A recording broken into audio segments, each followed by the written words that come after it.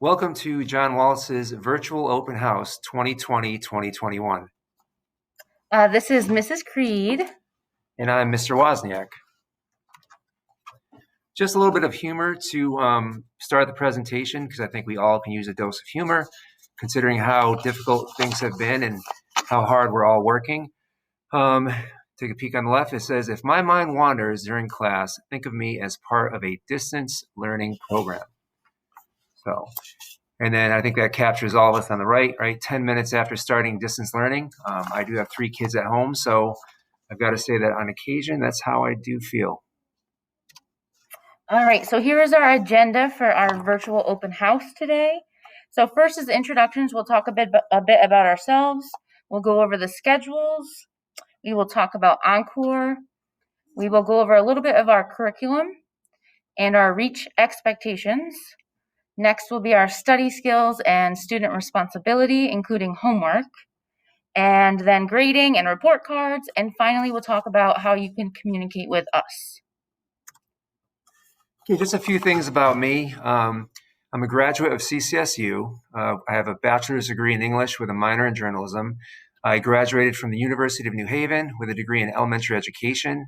I spent 20 years at John Patterson School, right next door to us here, teaching 3rd and 4th grade. And currently, this is my 3rd year teaching at Wallace, math and science. I am a resident of Newington. I have 3 kiddos, my oldest being Matthew, who will be 16 this October. He's still 15, though. Noah, who's 14, and then Josephine, who's 12. And that's us in Rhode Island this past summer. All right, and I am Mrs. Credd. I am Miss Lumberg's long-term sub, so I will be with your student for a few months here. I am a graduate of the University of St. Joseph in 2015 with a degree in child study, and I am K6 certified. I also graduated from St. Joe's in 2018 with a master's in literacy and elementary education. This is my 5th year at John Wallace, but previously I have been a reading interventionist. And I am a dog mom of 2, as you can see my little guys over there on the right. All right, so a little bit about our daily schedule. I did send a daily schedule out to all families in both homerooms. They're currently linked here, and just for your reference, this presentation will be included in my Google site, which will be posted up for the next several weeks. So if you want to kind of access any of these links, you'll be able to do that. Just a quick peek at what it looks like. Hopefully you've seen this, like I said, already. If not, no worries. That's our Wednesday check-in schedule, which I'll comment on a little bit later. But every Wednesday, the students have access to this schedule. I have sent this out to families as well. And this is just an opportunity for me to meet with kids depending on need. And I have scheduled times. This is a doc that the kids can edit. They can add their names to. On this, we also have something called office hours, which is down below. And so if kids want to see me for whatever reason, they can sign up and I will meet them at the time indicated.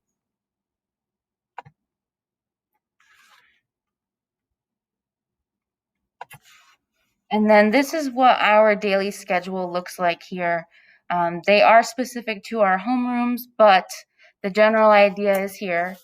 So this will be linked for you to look through. All students also have this in their classroom, so they can reference this easily.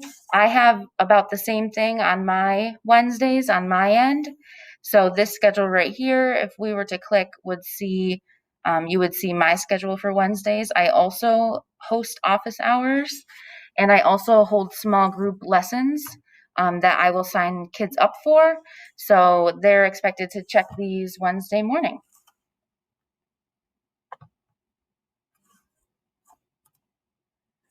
All right, so in math, we do have 7 units, but considering how different things have been, we're currently in the process of compacting units, and that's ongoing. But the units that have been in place are understanding the place value system. The second unit is addition and subtraction, whole numbers and decimals. The third unit covers multiplication of whole numbers and decimals. Unit 4 is on division, whole numbers and decimals. In Unit 5, we move on to a bit of algebra. 6, we have multiplication and division of fractions, and hopefully we end at geometry and volume. And once again, this is a curriculum. However, revisions are being made to accommodate the current schedule, the ongoing changing schedule. Some of the resources we use, we don't have any one particular program. These are just a few. We have a Go Math resource. We also use various online resources such as iExcel, which hopefully your child is well versed at this point. Khan Academy, Math Antics, Better Lessons. So really it's a compilation of the best from what's available out there and kind of using those to support our standards here in school. Science, we cover 3 major units. They're called bundled, but they're equivalent to what you might consider a unit, known as the Next Generation Science Standards, NGSS. And the 3 bundles that we cover topics are shooting stars, which we've begun this past week, habitats, and then surviving the Antarctic.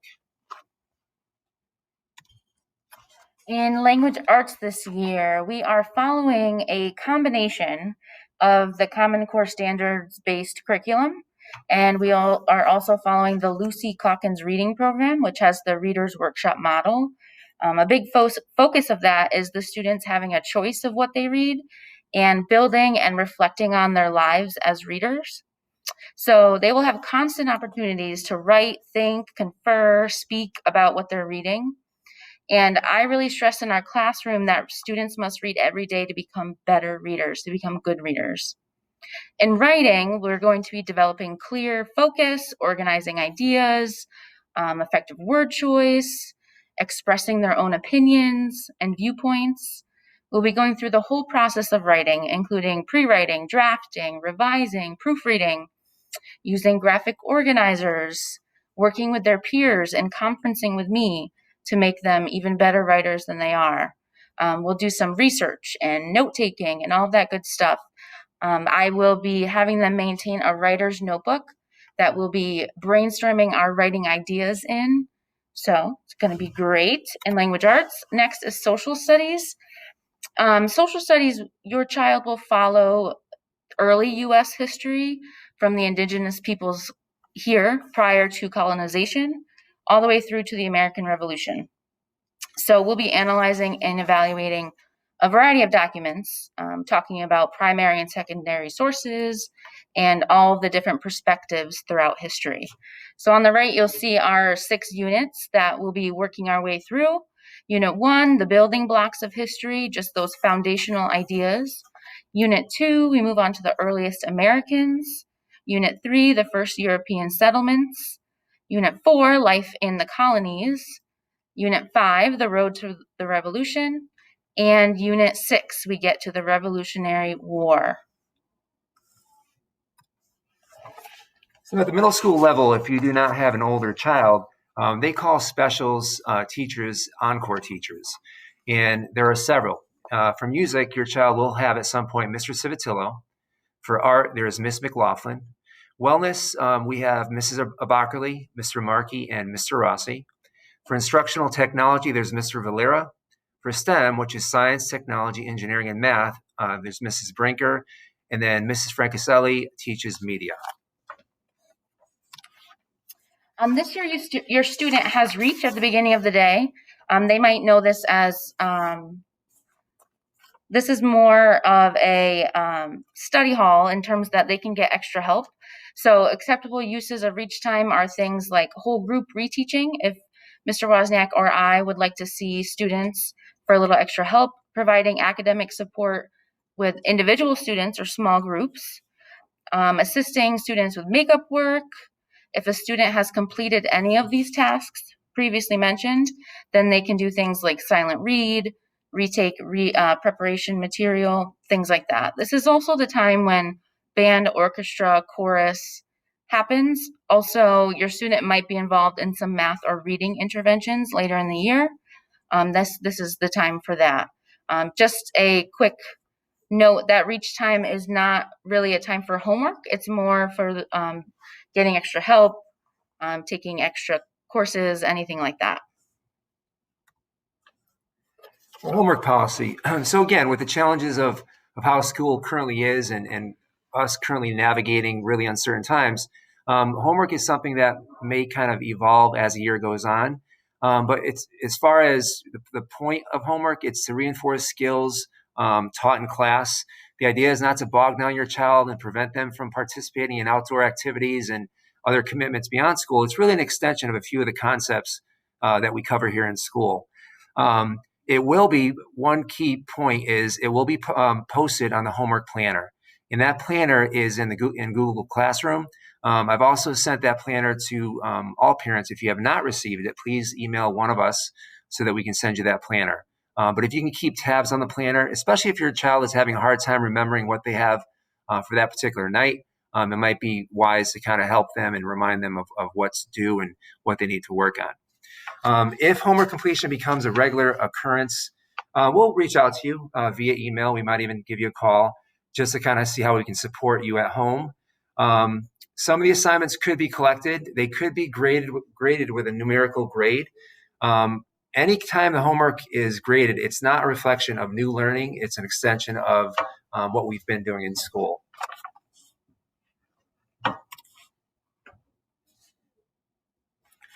The grading policy. So essentially we have a couple categories. We have a category known as assessments, activities or assessments for learning, and that accounts for 20% of your child's grade.